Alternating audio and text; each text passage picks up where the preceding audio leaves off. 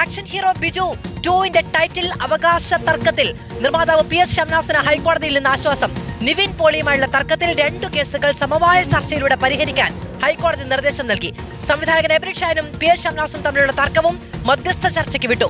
Nivin പോളിയെയും PS ഷംനാസിനെയും പങ്കെടുപ്പിച്ച് ഈ മാസം 20-ന് മധ്യസ്ഥ ചർച്ച നടത്താം. നിവിൻ പോളി നൽകിയ പരാതിയിൽ PS ഷംനാസിനെതിരെ കടുത്ത നടപടികൾ പാടില്ല എന്ന് പാലാരിവട്ടം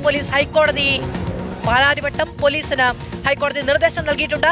SS ശരൺ തന്നെയാണ് വിവരങ്ങൾ നൽകുക. ശരൺ, എങ്ങനെ ഒത്തുതീർക്കും?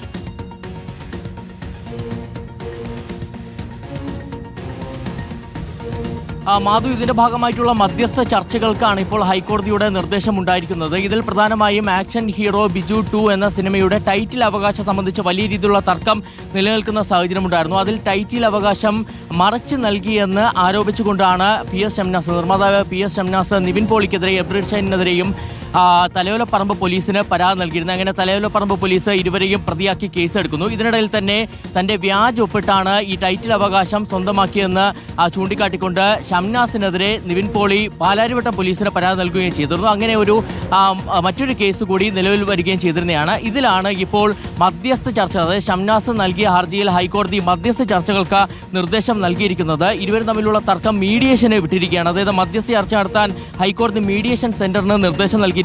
സമവായ ചർച്ചകൾക്കായി മധ്യസ്ഥനെ നിയോഗിച്ചിട്ടുണ്ട്. അതായത് മുതിർന്ന അഭിഭാഷകൻ ജോർജ് മെർലോ പള്ളത്തിനെയാണ് മധ്യസ്ഥനായി നിയോഗിച്ചിരിക്കുന്നത്.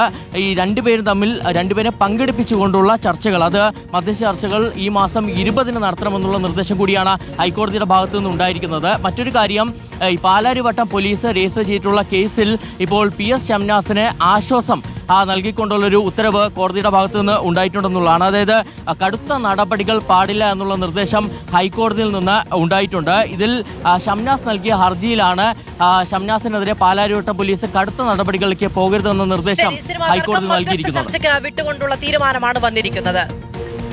SS ശരണാണ് വിവരങ്ങൾ നൽകിയത്.